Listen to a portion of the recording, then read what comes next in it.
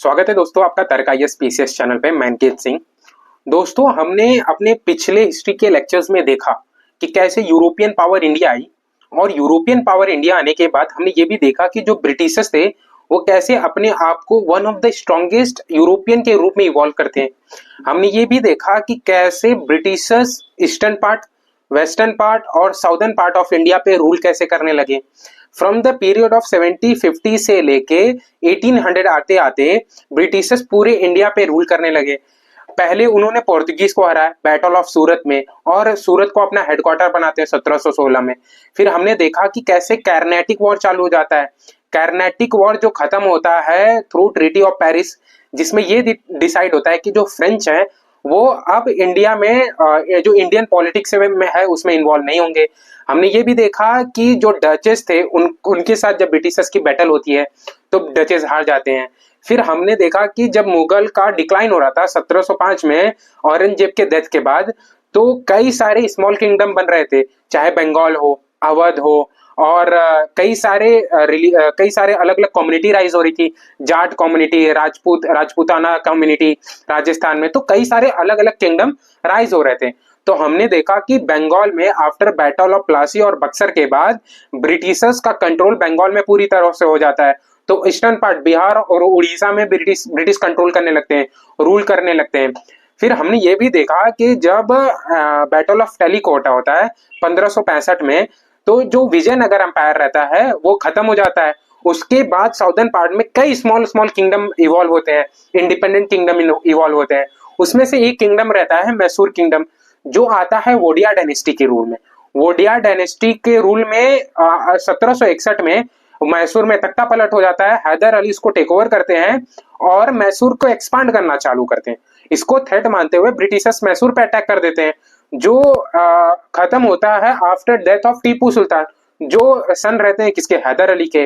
अब मैसूर को वापस कर दिया जाता है वोडिया डायनेस्टी को, और वहां पे सब्सिडी अलायंस लाया जाता है। थ्रू सब्सिडी अलायंस मैसूर पे रूल कौन कर रहा है, ब्रिटिशर्स रूल कर रहे हैं। अब साउदर्न पार्ट पूरा ब्रिटिशर्स को हो गया। फिर हमने एंग्लो मराठा वॉर देखा।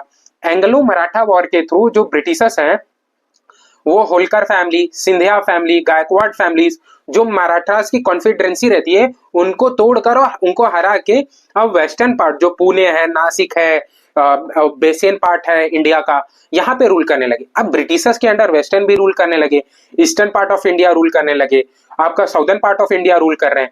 इवन अवध जो है, अवध प्रोविंस है, वहां पे भी सब्सिडी अलायंस लगाया गया, क्योंकि वो इन्वॉल्व थे बैटल ऑफ बक्सर में, इसलिए वहां पे सब्सिडी बहुत इजीली उनको अवध मिल जाता है। लेकिन अभी भी बहुत सारे प्रोविंस बाकी थे, बाद में आगे जाके वहां पे सब्सिडी अलायंस लगाया जाता है। लेकिन जब इनडायरेक्ट और डायरेक्ट रूल के बाद इंडिया में कई सारे रीजन में ब्रिटिशर्स रूल कर रहे थे, लेकिन अभी भी दो ऐसे मेजर किंगडम थे जहां पे ब्रिटिशर्स रूल नहीं कर पा रहे थे। एक था सिंध, दूसरा था पंजाब। जो सिंध प्रोविंस है उनमें कई सारी ट्रिटी और कई सारे बैटल के बाद सिंध को ब्रिटिशर्स अपने अंडर ले लेते हैं, बचा रह जाता है पंजाब। पंजाब में रूल ना करने का सबसे बड़ा कारण रहता है राजा रंजीत सिंह, एक strong leader and one of the finest and very brave leader. ठीक है, ये एक रीजन बनता है पंजाब में ब्रिटिशर्स रूल नहीं कर पाते हैं। तो हम एंग्लो पंजाब वॉर देखेंगे, एंग्लो सिख वॉर देखेंगे। उसके चालू होने से पहले थोड़ा सा हम उसकी बैकग्राउंड देख लेते हैं। ठीक है दोस्तों, एक सेकेंड, बस एक सेकेंड। इसमें हम लोग देखेंगे कि जो एंग्लो पंजाब वॉर होता है हम पीवाईक्यू के साथ देखेंगे। इसमें पहले उसको पढ़ेंगे, फिर पीवाईक्यू को देखेंगे। ठीक है, तो दोस्तों आफ्टर द डेथ ऑफ गुरु गोविंद सिंह, जो पंजाब है, जो सिख कम्युनिटी है, उसको लीड कौन करता है, उसको बंद बहादुर साहब लीड करते हैं। कब तक करते हैं, 1715 तक। उनकी एक बैटल हो जाती है किसके साथ, फारूक सैयद जी के साथ। फारूक सैयद जो रहते हैं उनके साथ उनका बैटल होता है, और 1516 में फारूक सैयद उनको मार देते हैं। इसकी वजह से जो सिख पॉलिटी है वो आपस से लीडरलेस हो जाती है। ठीक है, अब क्या होता है, इनकी डेथ के बाद जो सिख कम्युनिटी है वो दो पार्ट में बढ़ जाती है। वो कौन सी दो पार्ट है, एक बंदई खालसा, दूसरी तत खालसा।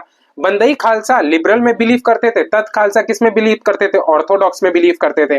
ये दो पार्ट में जब डिवाइड हो जाते हैं तो इनके बाद कॉन्फ्लिक्ट होने लगता है, लेकिन ये एक बार वापस से यूनाइट होते हैं। कब यूनाइट होते हैं, जो ये यूनाइट होते हैं किसके द्वारा, भाई मियानी, जो फैजलपुरिया से थे, वो यूनाइट करते हैं कब 1784 में, और दल खालसा ऑर्गेनाइजेशन स्टेब्लिश करते हैं। दल खालसा ऑर्गेनाइज होने के बाद जो सिख कम्युनिटी है वापस से आ जाती है।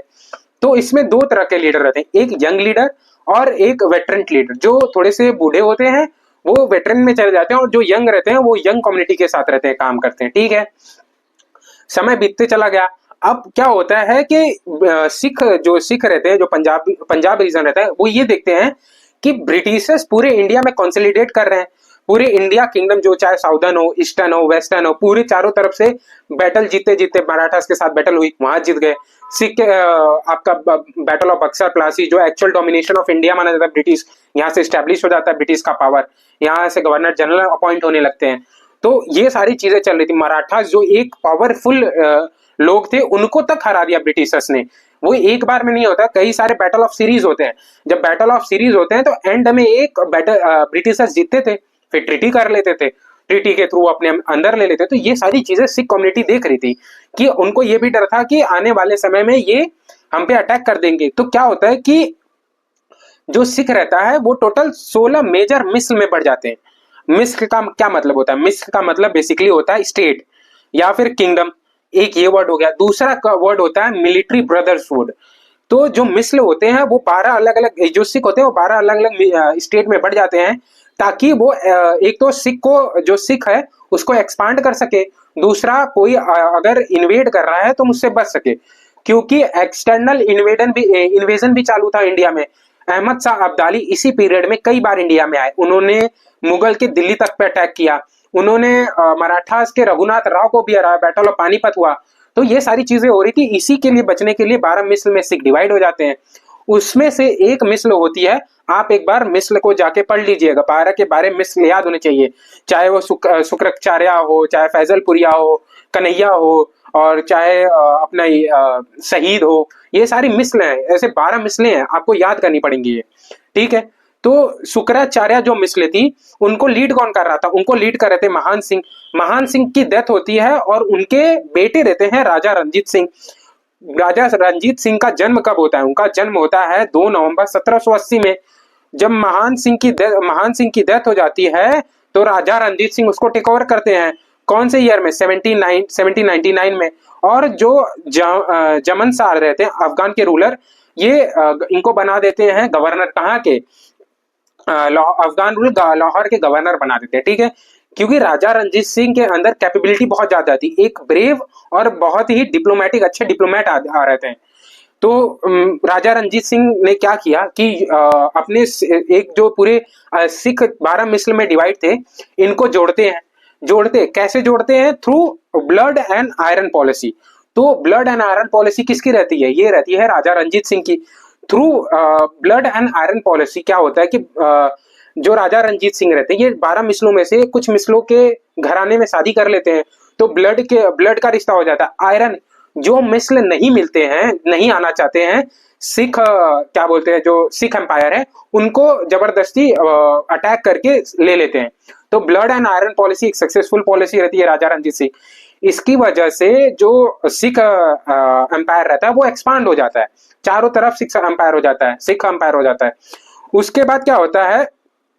एक्सपेंशन होता है। ये क्या करते हैं? जम्मू और अमृतसर को 1805 में एक्वायर कर लेते हैं, एक्सपांड करके। अब क्या करते हैं? लाहौर को अपना पॉलिटिकल कैपिटल बनाते हैं, अमृतसर को रिलीजियस कैपिटल बनाते हैं। ठीक है, अब जो सिख वो एक्सपांड हो रही है। अपना बोले तो सिख एम्पायर अब एक्सपांड हो रही है चारों तरफ। अब इसी समय ब्रिटिशर्स को क्या लगा कि इनको थ्रेट लगने लगा। थ्रेट किस बात का? क्योंकि ये इंडिया है, तो इंडिया के ऊपर यहाँ पे रशिया है। तो रशिया में जो रशियन है, उनको ये डरने लगा कि रशियन कहीं इंडिया पे अटैक ना करे और जो ब्रिटिश डोमिनेट कर रही है इंडिया पे वो खत्म ना हो जाए। और फ्रेंच उनके साथ शायद से जाके मिलते, जो रिलेशन था फ्रेंच और रशिया का काफी अच्छा था। तो ब्रिटिशर्स को यही डर था कि राजा रंजीत सिंह कहीं जाके रशियन लोगों के साथ ना मिल जाए। तो क्या होता है कि 1807 में लॉर्ड मिंटो, तब के गवर्नर जनरल बंगाल के भेजते हैं चार्ल्स मैटक्लेफ को। कहाँ पे? राजा रंजीत सिंह के लाहौर भेजते हैं, राजा रंजीत सिंह से मिलने के लिए। वहां पे ट्रीटी होती है, treaty offensive and defensive treaty. इस ट्रीटी में ये डिसाइड होता है कि अगर कोई सिख जो किंगडम है उस पर अटैक करेगा तो ब्रिटिशर्स बचाएंगे, और ये भी डिसाइड होता है कि जो सिख अफगान वॉर चल रहा है उसमें ब्रिटिशर्स इन्वॉल्व नहीं होंगे। और ब्रिटिशर्स बोलते हैं कि अगर रसिया ब्रिटिशर्स पे अटैक करता है तो आप हमको सेव करेंगे, और एक बाउंड्री डिसाइड होती है, ठीक है, वो अगले। और ये जो ट्रीटी है ये चल नहीं पाती है, एक नई ट्रीटी बनती है, treaty of Amritsar.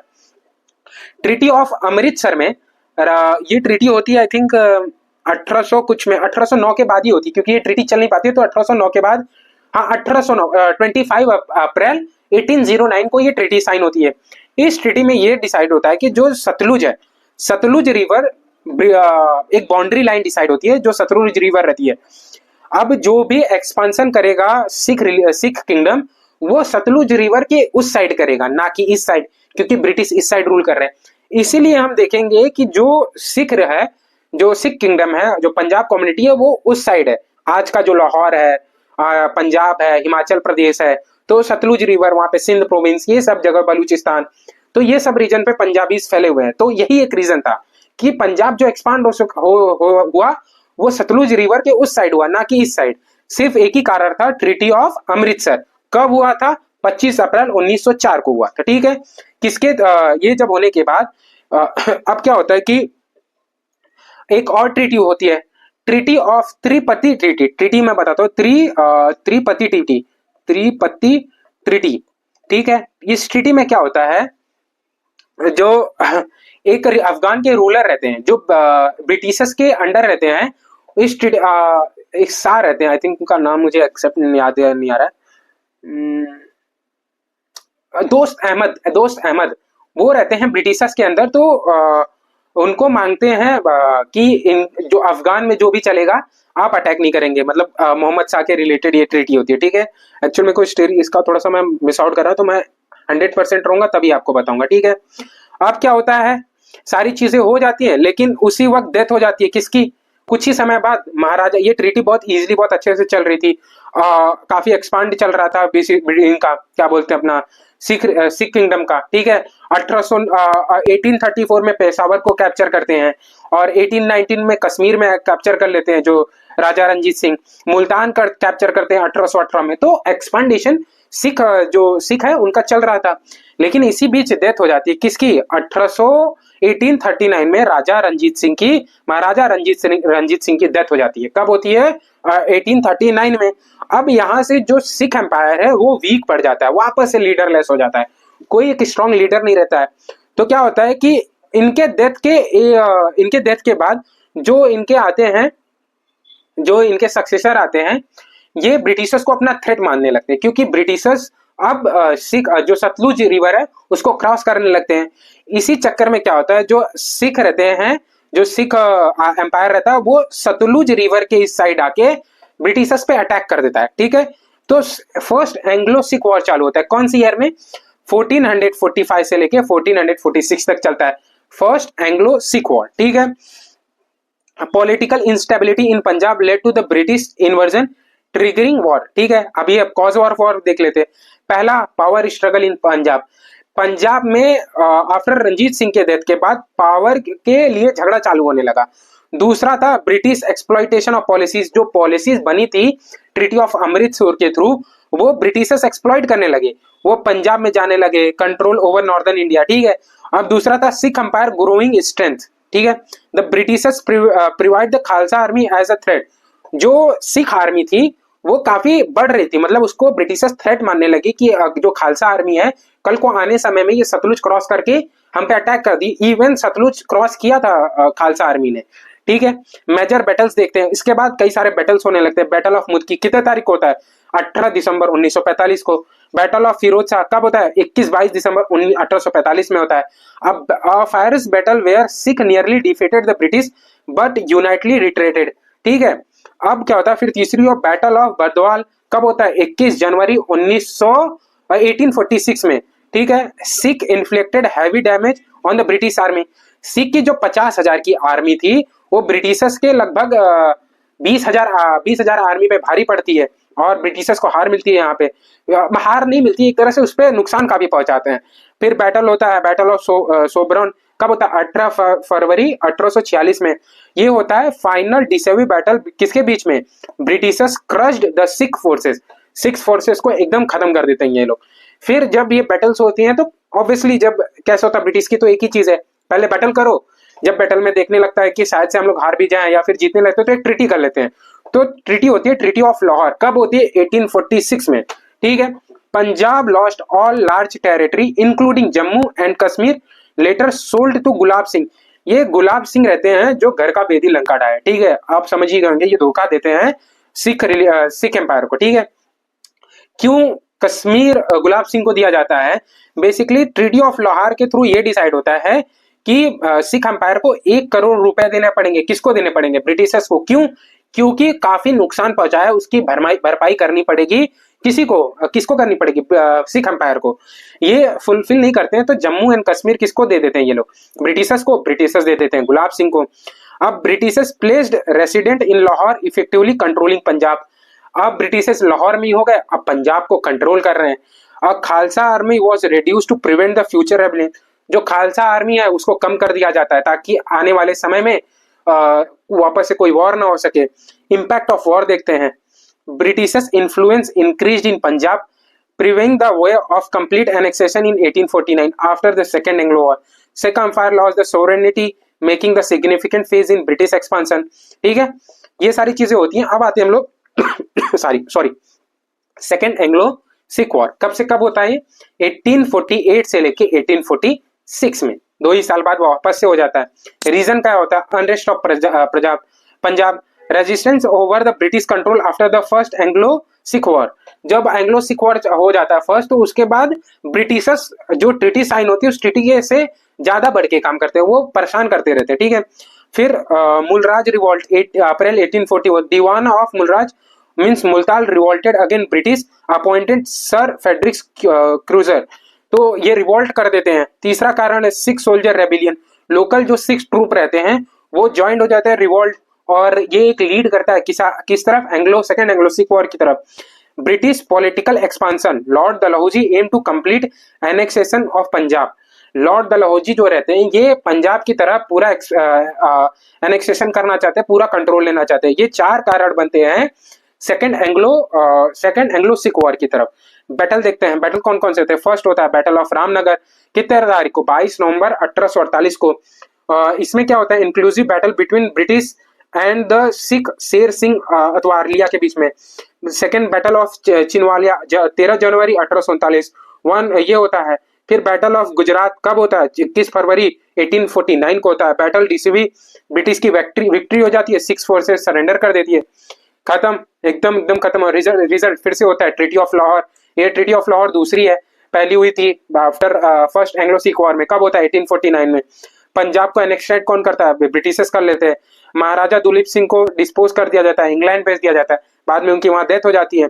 And of Sikh empire, Britishers rule finally establish. अब पंजाब में लो भैया, जो जिसका डर था वही हुआ, ब्रिटिशर्स पूरा स्टैब्लिश कर लिया अपना। इम्पैक्ट क्या इसका देख लेते हैं। Sikh kingdom lost sovereignty, British control entire northern India, Sikh soldier later become the major part of British army. अब सिख जो थे एक तो बहुत पावरफुल थे, ये they were one of the bravest army, ठीक है, वो ज्वाइन कर लेते हैं किसको, ब्रिटिशर्स को ज्वाइन कर लेते हैं। अब हम पीवाईक्यू देखते हैं, एक सेकेंड ना, पीवाईक्यू देख लेते हैं कि क्वेश्चन कैसे बने हैं आज तक, ठीक है। हाँ, consider the following statement, the treaty of Lahore 1846 resulted in complete annexation of Punjab by the Britishers, ठीक है। कंप्लीट एनेक्सेशन तो नहीं हुआ था, तो ये स्टेटमेंट गलत हुआ। ये ट्रीटी के थ्रू हुआ था। जो ट्रीटी ऑफ लाहौर हुई थी, कब हुई थी, 1849 में, ये कंप्लीट एनेक्सेशन था, ठीक है। तो Britishers imposed a war indemnity of on Sikh empire and stand, ये सही है, 1,01,000 CR का दिया था, ठीक है। तो ओनली सेकंड स्टेटमेंट सही होगा। दूसरा पीवाईक्यू देखते हैं सेकंड एंग्लो सिख वॉर के ऊपर। Consider the following statement, the war began with the revolt of Diwan Mulraj in the Multan against British, सही है। The decisive battle of Chillianwala led to the immediate annexation of Britishers, ये भी सही है। तो बोथ 1 and 2 इज करेक्ट। देखो मैं यहाँ दिखाता हूँ आपको, कंप्लीट मेजर बैटल होते हैं, एक सेकेंड ना, कौन सा था, बैटल ऑफ चिनवाला, ये देखो बैटल ऑफ चिनवाला जो हुआ था, वन ऑफ द बड़ी battle heavy costly both side, ठीक है, ये बैटल्स के बाद हो चुका था। तो आज के लिए बस इतना ही दोस्तों अगर आप इस क्वेश्चन जो मैंने पढ़ा है इसका प्रैक्टिस करना चाहते हो तो आप हमारे टेलीग्राम पे ज्वाइन कर ले, कमेंट बॉक्स में कमेंट सेक्शन में हमारा लिंक है। और दोस्तों हम कई सारे इनिशिएटिव टेलीग्राम पे चला रहे हैं, आप उसको टेलीग्राम ज्वाइन कीजिए, हमारा इंस्टाग्राम ज्वाइन कीजिए, अलग अलग हैंडल्स हैं, ट्विटर है, वहाँ पे ज्वाइन कीजिए, सारे लिंक हमारे डिस्क्रिप्शन में अवेलेबल है। ठीक है दोस्तों, जय हिंद।